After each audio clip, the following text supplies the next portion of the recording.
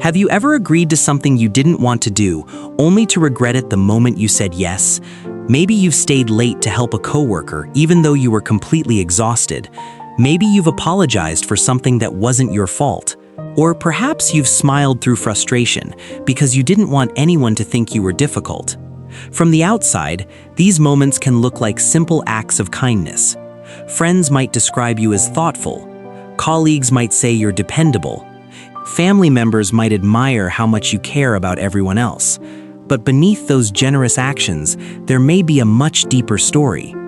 Psychology suggests that people-pleasing isn't always about being nice. For many people, it's a learned strategy for maintaining emotional safety. It's a pattern that often develops so gradually that it begins to feel like part of who you are, rather than something you learn to do. That's why people-pleasing can be so confusing. On one hand, helping others feels rewarding. On the other, constantly putting yourself last can leave you emotionally drained. You may find yourself agreeing with opinions you don't actually share, avoiding conversations that matter, or feeling guilty whenever you try to set even the smallest boundary. Over time, this creates a quiet contradiction. Everyone around you may believe you're easygoing, while inside, you're carrying growing frustration, resentment, or even loneliness. Not because you don't care about others, but because somewhere along the way, caring for yourself started to feel uncomfortable. One of the biggest misconceptions about people-pleasing is that it's simply a personality trait. We often assume some people are naturally selfless, while others are naturally assertive. But human behavior is rarely that simple. The way we respond to relationships is shaped by countless experiences, emotions, and lessons that accumulate over time. This is why two people can face the same situation and react very differently. One person politely declines an extra responsibility without much thought. Another immediately says yes, even while feeling overwhelmed. The difference isn't necessarily confidence or kindness. Sometimes it's the invisible emotional meaning each person has attached to disappointing someone else. If saying no feels almost impossible, it doesn't automatically mean you're weak. It doesn't mean you're broken, and it certainly doesn't mean you're incapable of change. It may simply mean your mind has learned that keeping others happy feels safer than risking rejection, conflict, or disapproval. So before judging yourself for always putting others first, it may be worth asking a different question.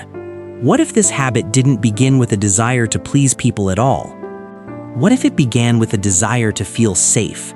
To understand why people-pleasing can feel almost automatic, it helps to think of the brain as a prediction machine. Throughout life, it constantly learns which behaviors lead to safety and which ones might lead to emotional discomfort. Over time, those lessons become habits that require very little conscious thought. For some people, being cooperative, agreeable, or emotionally available may have been rewarded with acceptance, affection, or a sense of belonging. That doesn't mean everyone who pleases others had the same childhood or the same experiences. Human development is far more complex than that. But psychology suggests that early relationships can influence the expectations we carry into adulthood. If someone repeatedly learns that keeping the peace prevents conflict, they may begin to associate harmony with security. If expressing anger, disappointment, or personal needs once felt risky, avoiding those emotions can become a protective strategy. What originally helped someone navigate one environment may continue long after that environment has changed. This is why people-pleasing often appears in so many different areas of life. At work, it might look like accepting every request because saying no feels selfish. In friendships, it can mean becoming everyone's emotional support while rarely asking for help in return. In romantic relationships, it may involve sacrificing personal boundaries in the hope of maintaining closeness. Ironically, these efforts are usually driven by the desire to create stronger relationships, yet they often produce the opposite result. When your real thoughts, preferences, and emotions stay hidden, other people can only know the version of you that is constantly adapting to meet their expectations. Over time, that gap between your authentic self and the role you perform can become emotionally exhausting. Researchers have long explored how attachment patterns, emotional learning, and social reinforcement shape interpersonal behavior. While no single theory explains every case of people-pleasing, many psychological perspectives agree on one important idea. Behaviors that once reduced emotional distress are likely to be repeated, even when they are no longer helpful. That's why simply telling yourself to be more assertive rarely solves the problem. You're not just trying to change a habit, you're challenging a pattern that your mind may still interpret as protection, and that raises another important question. If your brain believes people-pleasing keeps you emotionally safe, why does setting even the healthiest boundaries often trigger so much guilt? Understanding this can completely change the way you see yourself. Many people believe that setting boundaries should feel empowering from the very beginning.